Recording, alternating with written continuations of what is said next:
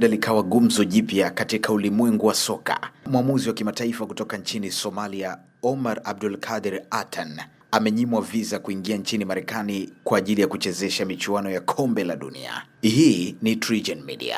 Uamuzi huo wa Marekani umezua maswali mapya kuhusu athari za sera za uhamiaji kuelekea michuano ya kimataifa ya kombe la dunia.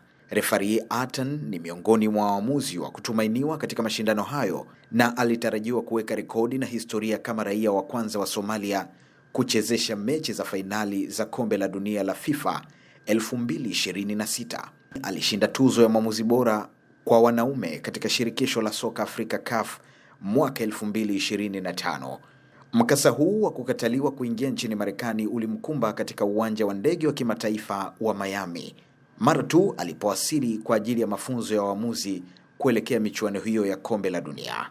Hata hivyo, baada ya hatua hiyo, mwamuzi Atan alilazimika kusafiri kwenda nchini Uturuki ambako anaendelea kusubiri hatima yake kuhusiana na vikwazo hivyo vilivyojitokeza dhidi yake. Mamlaka nchini Marekani hazijatoa maelezo rasmi na ya wazi zaidi kuhusu sababu za kuzuiwa kwa mwamuzi huyo wa kimataifa. Taarifa za vyombo vya kimataifa zinaeleza kwamba tukio hili linakuja wakati ambapo taifa la Somalia likiwa ni kati ya nchi zinazokabiliwa na vikwazo vikali kutoka Marekani. Rais Donald Trump katika utawala wake aliamua kuiwekea Somalia vikwazo vya usafiri, yani travel ban. Ni mnamo mwaka 2025. Somalia iliwekwa miongoni mwa nchi 12 ambazo raia wake walizuiwa kuingia Marekani chini ya sera mpya ya usafiri ya Trump, huku ikulu ya Marekani ikisema nchi hizo zina mapungufu makubwa katika ukaguzi wa usalama na wasafiri.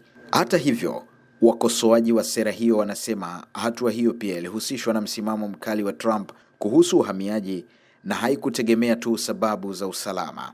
FIFA imethibitisha kuwa hatahusika katika mafunzo wala kuchezesha mechi za kombe la dunia mwaka huu baada ya kushindikana kupata kibali cha kuingia Marekani. Shirikisho hilo limesema limepokea taarifa kutoka kwa mamlaka husika kwamba hali yake ya uhamiaji haitabadilishwa kwa sasa. FIFA imeeleza kuwa haina mamlaka juu ya maamuzi ya utoaji visa au udhibiti wa mipaka katika nchi mwenyeji wa mashindano.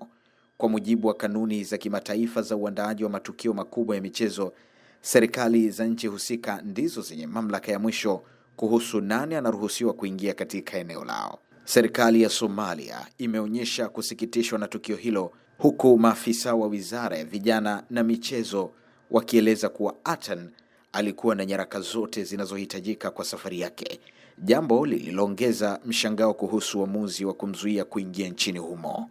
Kwa mujibu wa maafisa wa diplomasia wa Somalia, mwamuzi huyo alikuwa amepewa pasipoti ya kidiplomasia kwa lengo la kurahisisha taratibu zake za usafiri baada ya kukumbana na changamoto za awali zinazohusiana na visa. Hatua hiyo ilitarajiwa kuondoa vikwazo vyovyote vya kiutawala kabla ya safari yake. Shirikisho la soka la Somalia SFF limewasilisha maombi rasmi kwa FIFA likitaka ufafanuzi wa kina kuhusu mazingira yaliyosababisha kuondolewa kwa Atan katika orodha ya waamuzi wa kombe la dunia. Shirikisho hilo limesisitiza umuhimu wa uwazi katika suala hilo kutokana na athari zake kwa maendeleo ya waamuzi kutoka Afrika. Kwa nchi za Afrika, taarifa hizi ni majonzi makubwa na kuonyesha ubaguzi wa wazi, na hasa kumzuia mwamuzi huyo katika kipindi ambacho dunia inasubiri kwa hamu na ghamu ujio wa michuano ya kombe la dunia. Hii ni TriGen Media na mimi ni Ibrahim Hassan.